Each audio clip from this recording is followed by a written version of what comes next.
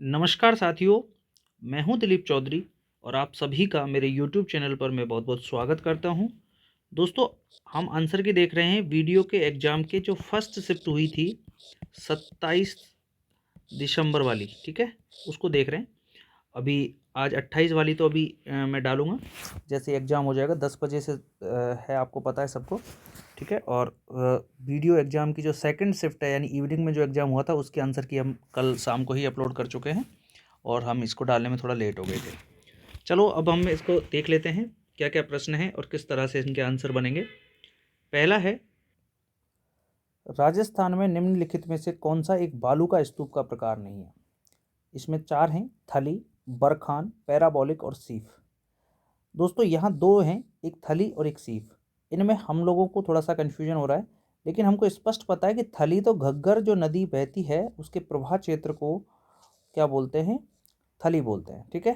तो ये वाला जो ऑप्शन है, ये इसमें बिल्कुल गलत हो जाएगा और सीफ जो है, ये एक प्रकार का बालू का स्तूप है, ठीक है?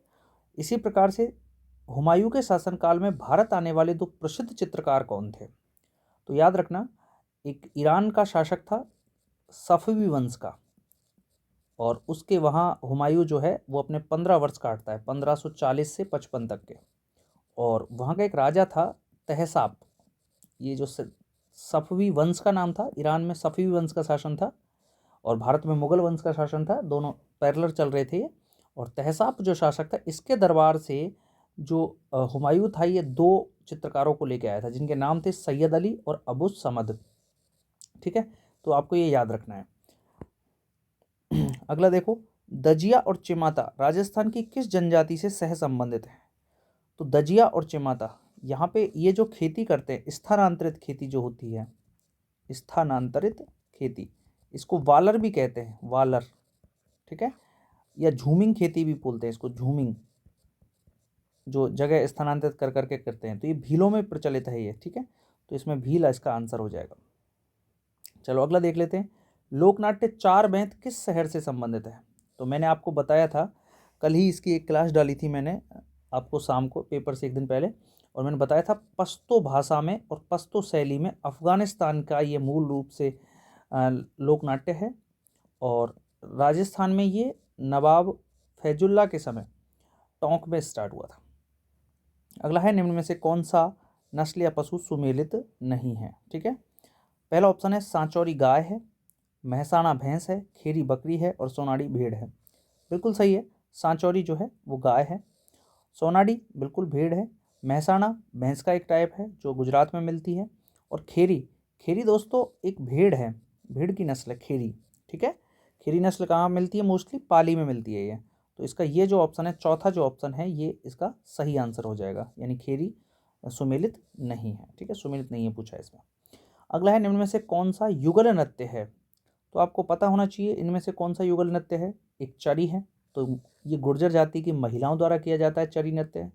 गींदड़ नृत्य शेखावाटी में पुरुषों के द्वारा किया जाता है, ध्यान रखना। गींदड़ नृत्य किसके द्वारा किया जाता है? पुरुषों के द्वारा किया जाता है। और इस गींदड़ नृत्य में महिला भाग नहीं लेती, बल्कि महिलाओं का जो रूप है वो पुरुष ही धारण करते हैं, जिन्हें गणगौर कहा जाता है। क्या कहा जाता है? गणगौर कहा जाता है। जो पुरुष महिलाओं का वेश धारण करके नृत्य करते हैं उन्हें गणगौर कहा जाता है। इसी प्रकार मांदल नृत्य जो है ये आपके गराशियों का है, और इसमें गराशियों की जो महिलाएं हैं वो विवाह के अवसर पर इस नृत्य को करती हैं। बचा संकरिया जो आपके कालबेलियाओं का नृत्य है, और कालबेलिया आपको पता है कहाँ मिलते हैं सबसे ज़्यादा? जोधपुर में मिलते हैं, ठीक है? तो ये कालबेलियाओं का नृत्य है संकरिया, यही इसका सही आंसर हो जाएगा। चलिए अगला हम देखते हैं, राजस्थान में मई और जून सर्वाधिक धूल भरी आंधियां किस जिले में आती है? तो आपको पता है गंगानगर इसका बिल्कुल करेक्ट आंसर है, और सबसे कम अगर पूछता तो झालावाड़ आपको आंसर करना था, ठीक है? इसके बाद है, अनातोलिया का पठार अवस्थित है। तो आपको पता होना चाहिए अनातोलिया का पठार कहाँ पे है? टर्की में है, टर्की यानी तुर्की में है अनातोलिया का पठार, ठीक है? इसका आप आंसर कर सकते थे। ताजमहल का वास्तुकार था, तो ताजमहल का वास्तुकार देखो इसमें ऑप्शन दिया नहीं है, उस्ताद अहमद लाहौरी उसको माना जाता है, अहमद लाहौरी। लेकिन जैसे ही अंग्रेज भारत में आए थे तो एक मिथ और भारत में चला था, और वो था उस्ताद ईसा से संबंधित। और जो उस्ताद ईसा है ना, इनको ही वास्तुकार मान लिया गया था उस टाइम पर। तो अगर अहमद लाहौरी अगर ऑप्शन होता तो वो बिल्कुल करेक्ट था, अगर वो नहीं है तो ईसा को हमें मानना पड़ेगा।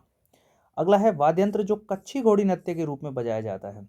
तो देखो कच्छी घोड़ी नृत्य जो है ये आपको पता है, इसमें घोड़ी बांध ली जाती है कमर पर, बांस की खपच्चियों की कृत्रिम घोड़ी बनाई जाती है और उसके साथ ये नृत्य किया जाता है।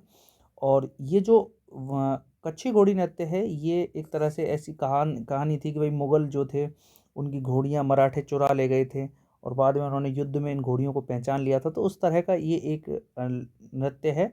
और इस नृत्य में जो है मोस्टली एक तो आपके ढोल, एक आपके घुंघरू, ठीक है, घुंघरू, इसी तरह की एक होता है झांझ, इनका जो है मोस्टली उपयोग किया जाता है। तो इसमें झांझ जो है और एक बांसुरी भी इसमें उपयोग में आती है, बांसुरी, ठीक है, ये सारी चीज़ें इसमें उपयोग में आती हैं। तो इसका सही जो आंसर होगा वो झांझ ही मान लेते हैं अपन, ठीक है।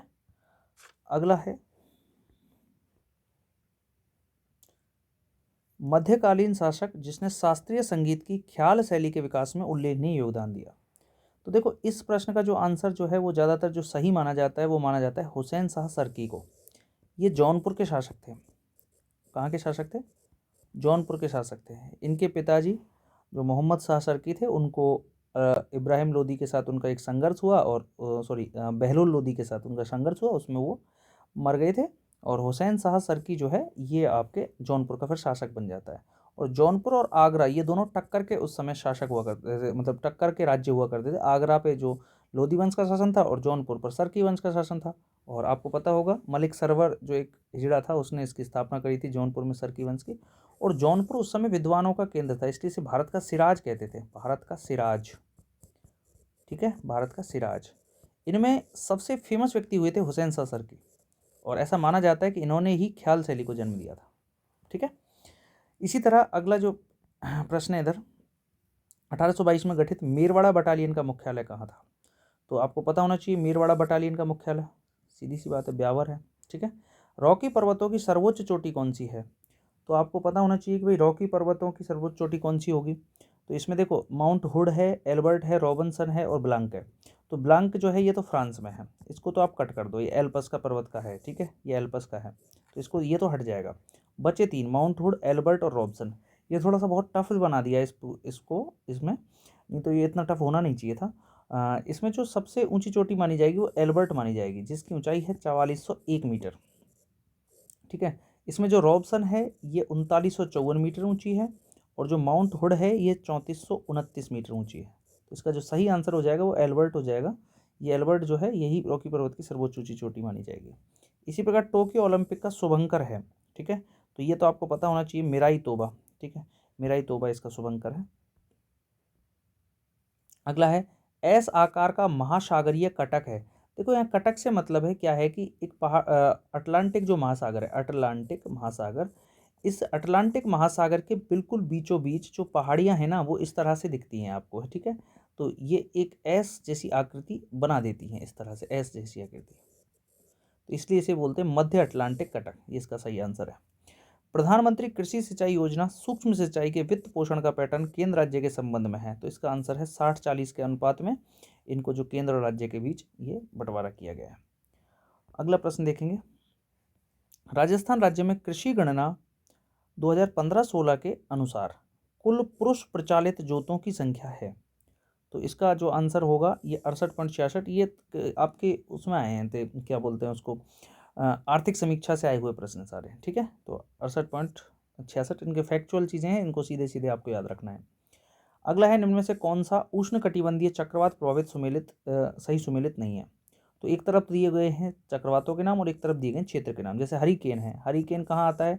अटलांटिक महासागर में आता है। इसके अलावा कहाँ आता है ये आपके पूर्वी प्रशांत महासागर में भी आता है, पूर्वी प्रशांत, ठीक है, उनको हरिकेन कहा जाता है। टाइफून, टाइफून पश्चिमी प्रशांत महासागर में आते हैं।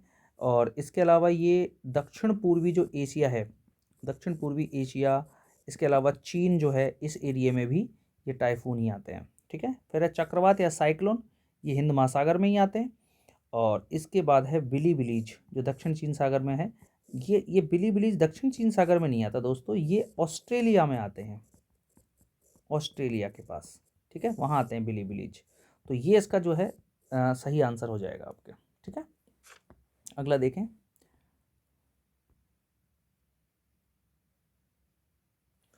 वंदे भारत मिशन संबंधित है, तो ये तो बहुत लोकप्रिय रहा था।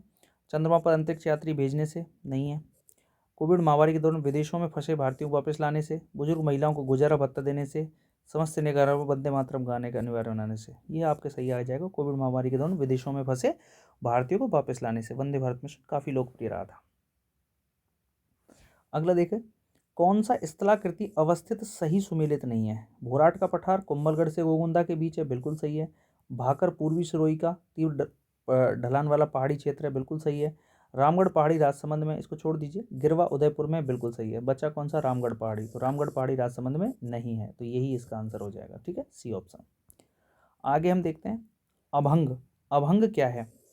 तो एक वारकरी संप्रदाय पढ़ेंगे आप, वारकरी संप्रदाय जो दक्षिण भारत में पनपा था, और नामदेव इसके एक प्रसिद्ध जो है कह सकते हैं भक्त रहे थे। जिसे आप समर्थ गुरु रामदास पढ़ते हैं, उसी तरह वारकरी संप्रदाय जो आपके विठोबा की पूजा करता था, विठोबा को समर्पित गीत लिखते थे इसी नाम से अभंग, और अभंगों की रचना नामदेव जी ने की थी। नामदेव जी के अलावा इसमें तुकाराम जी भी हुए थे वारकरी संप्रदाय में। ठीक है, ध्यान रखना।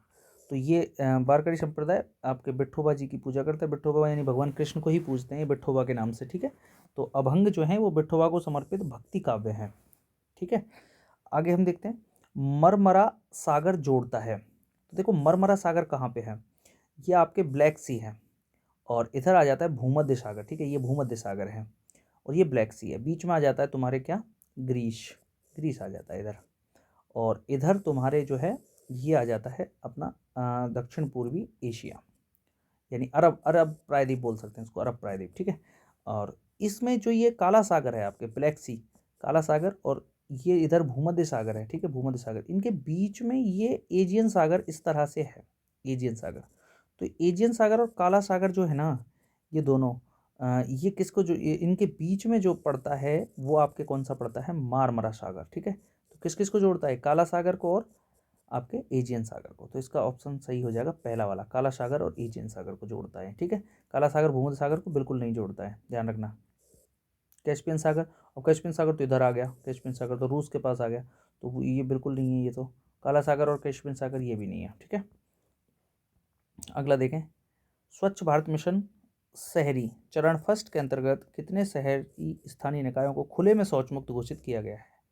तो इसको फैक्चुअल चीज़ें ये भी सीधी सीधी आपको याद रखना है कि भाई 4300 और 24 जो है ये इसमें ऑप्शन सही है। इसके बाद आता है भयंकर 50 पवने संबंधित है। देखो आप चार यहाँ पे कुछ चीज़ें सुनते होंगे, जैसे गरजता चालीसा, गरजता चालीसा। इसको थोड़ा समझा देता हूँ आपको। एक भयंकर 50, भयंकर, और चीखता, इसको चीखता बोल देते हैं, चीखता या इस तरह से। और फिर आता है चीखता साठा, सॉरी चीखता साठा, साठा। ये क्या है? 40 डिग्री, 50 डिग्री और 60 डिग्री। यहाँ पे पवनें इतनी स्पीड में चलती हैं कि 40 डिग्री पे तो आपको लगता है समंदर में जैसे जो है समुद्र गरज रहा हो। ठीक है, और ये भयंकर या कह सकते हैं इसको इसी तरह से आता है इनके नाम अटपटे से। तो ये ध्रुवीय पवन है एक तरह से, ऐसे मानो, नहीं सॉरी आपके ध्रुवीय पवन नहीं, पछुआ पवन, पश्चिमी पवन। ठीक है, पछुआ पवन इनको माना जाएगा। अगला है किसकी सिफारिशों के आधार पर आबू और देलवाड़ा तहसील को राजस्थान में मिलाया गया था? तो ये तो आपको पता ही है, आबू और देलवाड़ा 1956 में मिले थे, 1 नवंबर 1956। और 1953 में एक फजल अली आयोग बना था जिसने अपनी रिपोर्ट दी थी, उस फजल अली आयोग की सिफारिश पर ही इसको मिलाया गया था, जनरल सी बात है। इसके बाद है प्रधानमंत्री कुसुम योजना के तहत भारत में पहला सौर ऊर्जा संयंत्र स्थापित कहाँ किया गया था? तो इसका आंसर है भालोजी जयपुर। ठीक है, भालोजी जयपुर में स्थापित किया गया था। अगला प्रश्न देखें, राजस्थान में किस पेड़ को जंगल की आग कहा जाता है? तो जंगल की आग या जंगल की ज्वाला, जंगल की ज्वाला क्यों कहते हैं? क्योंकि ये इसके फूल उस तरह से आते हैं जिस तरह से ऐसा लगता है, लाल रंग के फूल आते हैं, तो हमको लगता है लाल, या दूसरे पीले कलर के भी आते हैं, तो हमको लगता है कि जंगल में जैसे आग लगी हो। तो यह पलास, ठीक है, पलास इसको बोल देते हैं। तो इस यहाँ पे इस ये है, इसमें आ जाएगा। इसके बाद देखिए सूची फर्स्ट और सूची सेकंड को मिलाना है हमको। एक तरफ पशु मेले दिए गए हैं, दूसरी तरफ स्थान दिए हुए हैं। जैसे वीर तेजाजी पशु मेला कहाँ लगता है? पर्वतसर में लगता है, सबको पता है। शिवरात्रि पशु मेला कहाँ लगता है? भरतपुर में लगता है। ठीक है। चंद्रभागा पशु मेला कहाँ लगता है? झालरापाटन में लगता है। झालरापाटन मालवी नस्ल के लिए फेमस है। तो और मल्लीनाथ जी का पशु मेला तिलवाड़ा में लगता है, बाड़मेर में। तिलवाड़ा बाड़मेर। मल्लीनाथ जी जिस दिन राजा बने थे उसी दिन यहाँ पे तिलवाड़ा में पशुओं की यहाँ कह सकते हैं अदला बदली करी थी लोगों ने खुशी में, तो उस दिन से मेला भरने लग गया। तो आप यहाँ याद रखें कि चौथे का एक हो जाएगा, तो चौथे का एक ढूंढो। चौथे का एक ही ऑप्शन है बस, केवल हो गया। अगला इनमें से कौन सा जैव मंडलीय सुरक्षित क्षेत्र राज्य सही सुमेलित नहीं है? नौक्रेक मेघालय, मानस असम, शीत मरुभूमि हिमाचल प्रदेश और अगस्त्य मलाई कर्नाटक। देखो अगस्त्य मलाई जो है, अगस्त ऋषि का संबंध जो है वो संगम काल से है। अगस्त ऋषि और अगस्त ऋषि जो है ये केरल से संबंध रखते हैं, ना कि कर्नाटक से। ठीक है। तो अगस्त मलाई जो है जैव मंडलीय सुरक्षित क्षेत्र कहाँ पर है? आपके केरल में। अगला देखिए, कौन सा शासक चित्रकला शैली सही सुमेलित नहीं है? तो अनूप सिंह बीकानेर के थे, बिल्कुल सही है। राज सिंह नाथद्वारा से थे, बिल्कुल सही है। सावंत सिंह किशनगढ़ से थे, बिल्कुल सही है। लेकिन विजय सिंह देवगढ़ से नहीं थे। देवगढ़ से कौन थे? द्वारकादास चूंडावत। द्वारकादास चूंडावत, इनका संबंध रहा था। ठीक है। इधर हो गया। इधर देखिए, कौन सा पुस्तक और लेखक सही नहीं है? ठीक है। यहाँ पे इस तरह से इसमें प्रश्न दिया गया। तो यहाँ पे पहला ही पुस्तक है आपकी इंडिया डिवाइडेड। तो इंडिया डिवाइडेड मौलाना आज़ाद की पुस्तक नहीं है। और इंडिया विंस फ्रीडम ये राजेंद्र प्रसाद की नहीं है। इंडियन स्ट्रगल सुभाष चंद्र बोस की पुस्तक है, बिल्कुल सही है। और अनहैप्पी इंडिया जवाहरलाल नेहरू की नहीं है। अब ये देखिए, इंडिया डिवाइडेड और इंडिया विंस फ्रीडम में क्या है कि इंडिया डिवाइडेड पुस्तक तो है राजेंद्र प्रसाद की। किसकी है? राजेंद्र प्रसाद की। और इंडियन विंस फ्रीडम जो है मौलाना आज़ाद की। उल्टी कर दी, यानी इसको ये इसकी है और ये इसकी है। ये आज़ाद की है, मौलाना आज़ाद की। ध्यान रखना, इंडिया डिवाइडेड राजेंद्र प्रसाद की है और इंडियन विंस फ्रीडम ये मौलाना आज़ाद की है। और अनहैप्पी इंडिया जो है ये लाला लाजपत राय की है। लाजपत राय की। ठीक है। इसमें आपके तो इसमें सही आंसर है इंडियन स्ट्रगल सुभाष चंद्र बोस। अगला देखिए, प्रश्न है गियर्सन ने किस बोली को भीलों की बोली की संज्ञा दी है? तो जॉर्ज अब्राहम गियर्सन जो हैं, इनकी एक पुस्तक थी the linguistic survey of India, उसमें इन्होंने जो बागड़ी बोली है इसको ही भीली बोली कहा दिया, क्योंकि यहाँ पे बागड़ में क्या मोस्टली भील मिलते हैं ना, इसलिए। इसके बाद मिर्जाई, दोतई और डगला किसके प्रकार हैं? तो मिर्जाई, दोतई, डगला एक तरह से बुगतरी जो होती है ना, बुगतरी जो पहले बुजुर्ग पहना करते थे, आज के ज़माने में थोड़ा सा कम हो गया इनका प्रचलन। तो ये एक प्रकार की अंगरखी है, ऐसे मान लो अंगरखी है ये। ठीक है। अगला है सूची फर्स्ट को सूची सेकंड से मिलाना है। एक तरफ रामानुज दिए हैं, मध्वाचार्य दिए, निम्बार्क दिए हैं, बल्लभाचार्य दिए हैं। तो रामानुज ने आपको पता है विशिष्टाद्वैत दिया, इन्होंने बताया कि भाई भगवान विशिष्ट है। मध्वाचार्य ने जो है वो द्वैताद्वैत द्वैतवाद या द्वैत हो जाएगा इनका। ठीक है। निम्बार्क ने द्वैताद्वैत दिया था, द्वैताद्वैत या भेदाभेद। और बल्लभाचार्य जी ने कहा कि भगवान तो शुद्ध है, तो इनका दर्शन है शुद्धाद्वैत। ठीक है। तो इसको मिला लेंगे हम। रामानुज जी का क्या हो जाएगा? सी, फर्स्ट का सी, दो में। उसके बाद माधवाचार्य जी का डी, यहाँ पे है ही नहीं, ये वाला ऑप्शन हो जाएगा करेक्ट। 2001 की तुलना में 2011 की जनगणना के अनुसार राजस्थान के नगरीय क्षेत्रों में लिंगानुपात प्रति 1000 पुरुषों पर कितनी महिलाओं से बढ़ा है? तो यहाँ 24 बढ़ गया है। ठीक है, याद रखेंगे इसको अपन, सीधा फैक्ट है। कमला और इलायची ये दोनों महिलाएं जो हैं कहाँ से संबंध रखती हैं? तो कमला और इलायची का संबंध कौन सी चित्रकला शैली से है? तो ये नाथ द्वारा की थी। ठीक है। कमला और इलायची दो महिला चित्रकार हुई थी। राजस्थान में पर्यटन विभाग की स्थापना कब हुई? तो इसका सीधा सा आंसर है 1956। आगे राजस्थान सरकार ने उद्योग विभाग का नया नाम बदलकर क्या रखा है? तो इसका नाम कर दिया है उद्योग और सहकारिता विभाग। ये नहीं है, उद्योग तकनीक विभाग नहीं है, वाणिज्य विभाग भी नहीं है, उद्योग एवं वाणिज्य विभाग इसका ये सही आंसर हो जाएगा, उद्योग एवं वाणिज्य विभाग। ठीक है। चलिए अगला देखिए।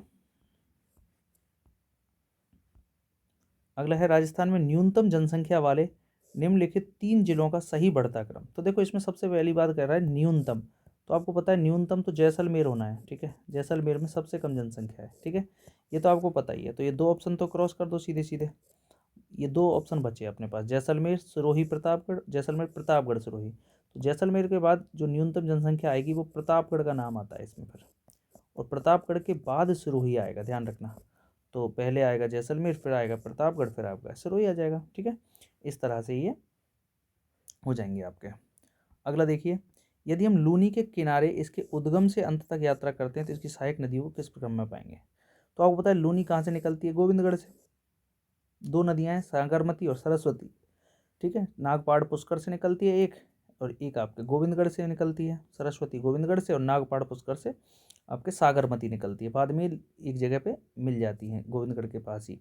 तो ये लूनी कहलाती है उसके बाद, ठीक है। तो सबसे पहले जो इसमें जो नदी गिरती है वो आपके लीलड़ी है। लीलड़ी के बाद इसमें गुहिया गिरती है, गुहिया। गुहिया के बाद इसमें बांडी या हेमावास गिरती है, बांडी या हेमावास ये आपके गिर जाती है। उसके बाद आपके सूकड़ी गिर जाती है, ठीक है। सूकड़ी के बाद आपके जवाई आ जाती है, जवाई, ठीक है। इस तरह से ये नदियाँ इसमें गिर जाती हैं। और इधर एक दाईं तरफ से मिलती है जोजड़ी, जोजड़ी। तो अब यहाँ पर आप देख लीजिए, इसमें दिए जवाई, बांडी, सूकड़ी, गुइया। पहले गुइया, फिर उसके बाद कौन सी आएगी, फिर बांडी आएगी, फिर आपके सूकड़ी, फिर आपके जवाई। तो देख लीजिए, सबसे पहले गुइया आ रही है तो फोर्थ 2 में है। उसके बाद बांडी आ रही है 2, तो 2 ये रहा। तीसरी सूकड़ी आ जाएगी और चौथी जवाई आ जाएगी। ये आपका सही आंसर हो जाएगा। अभी मैथ रीजनिंग के आगे इसके बाद आप देख लेते हैं। ये आपके पॉलिटी का 61वां प्रश्न आ गया। कथनों को ध्यानपूर्वक पढ़िए। राज्यपाल यह घोषित करेगा कि वह विधेयक को राष्ट्रपति के विचार के लिए आरक्षित रखता है, अनुच्छेद 200 में, बिल्कुल सही है। उसके बाद राष्ट्रपति राज्यपाल को यह निर्देश दे सकेगा कि वह विधेयक को सदन को लौटा दे। देखो, ये अनुच्छेद 201 की बात कह रहा है, तो अनुच्छेद 201 में ये कहता है कि राष्ट्रपति जो राज्यपाल को कहेगा ना, राज्यपाल वही करेगा। तो राज्यपाल से वही कहेगा कि भाई विधेयक को सदन को लौटा दो, तो लौटा देगा, ठीक है। तो ये भी इसमें सही माना जाएगा। तो इसमें दोनों कथन जो है सही हो जाएंगे आपके, ठीक है। अगला देखिए, अनुसूचित क्षेत्र विस्तार अधिनियम 1996 का संबंध किससे है। तो देखो, इसे पेशा बोलते हैं, पेशा, पंचायत एक्सटेंशन शेड्यूल एरिया, ठीक है। ये 1996 में बना था। और ये इन जनजातीय जो क्षेत्र हैं, उन जनजातीय क्षेत्रों में इस पंचायती राज व्यवस्था को सशक्त बनाने के लिए, मजबूत बनाने के लिए, वहाँ की ग्राम सभाओं को ताकतवर बनाने के लिए ये जो है लागू किया गया था। तो इसमें शिक्षा नहीं है, सांस्कृतिक विकास भी नहीं है, आरक्षण विस्तार नहीं है, पंचायती राज का सशक्तिकरण है। निम्न में से किस मुख्यमंत्री को डीग गोलीकांड के बाद इस्तीफा देना पड़ा और उन्होंने कब इस्तीफा दिया। तो डीग गोलीकांड क्या है, मैं आपको बता देता हूँ। 1985 में, ये फरवरी की घटना थी। और 1985 को यहाँ डीग का जो पहले यहाँ के राजा रहे थे, उसके छोटे भाई थे मान सिंह, उसको जो है गोली से उड़ा दिया गया था, ठीक है। उनको गोली मार दी गई थी। उससे पहले उन्होंने जो हमारे राजस्थान के सीएम थे शिवचरण माथुर, उनकी जो उनका जो एरोप्लेन था उसको तोड़ दिया था, ठीक है। तो इस वजह से शिवचरण माथुर ने उनको बाद में गोली से उन पर गोली चलवा दी थी। तो उनसे उस मान सिंह जी की डेथ हो गई। तो 23 फरवरी 1985 को इन्होंने ही इस्तीफा दिया, ठीक है। तो शिवचरण माथुर इसका सही आंसर हो जाएगा। 2018 तक राजस्थान विधानसभा के कितने आम चुनाव संपन्न हो चुके हैं। तो देखो, 2018 में आपको पता है ये 15वां आम चुनाव संपन्न हुआ है, ठीक है।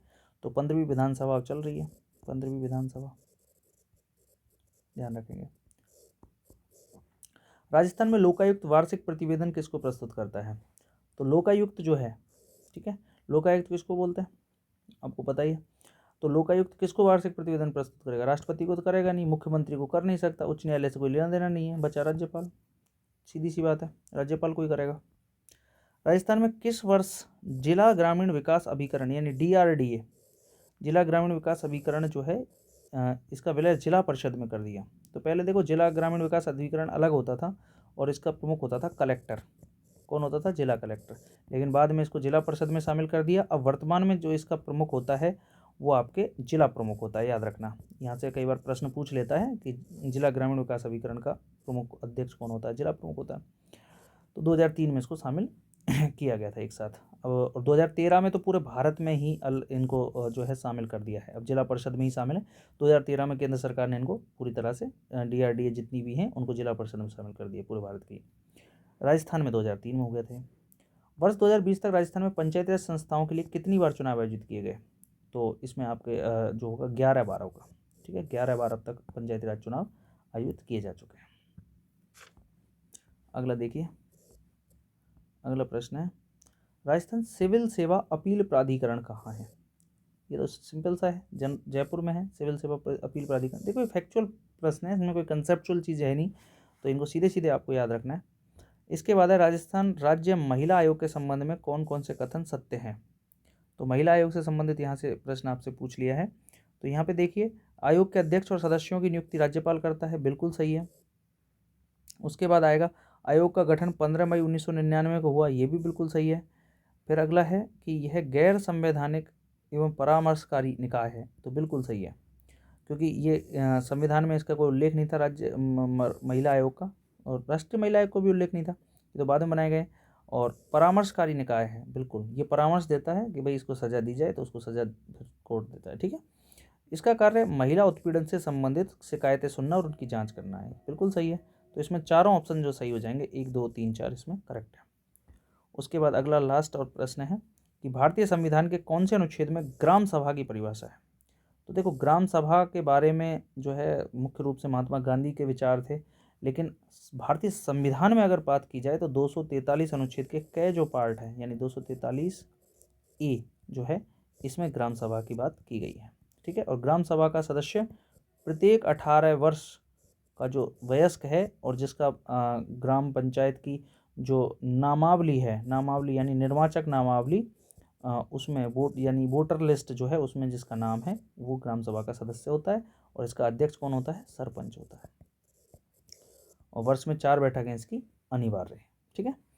चलिए दोस्तों, तो ये तो मैंने जनरल नॉलेज के जितने भी प्रश्न थे वो सारे आपको मैंने बता दिए हैं। और बाकी मिलते हैं कल, जो आज का एग्ज़ाम होने वाला है दोपहर वाला, उसको देख लेते हैं पहले, फिर उसके बाद शाम वाले एग्ज़ाम की शाम को वीडियो आपको अब उपलब्ध करा दी जाएगी। बहुत बहुत धन्यवाद दोस्तों। जय हिंद, जय भारत।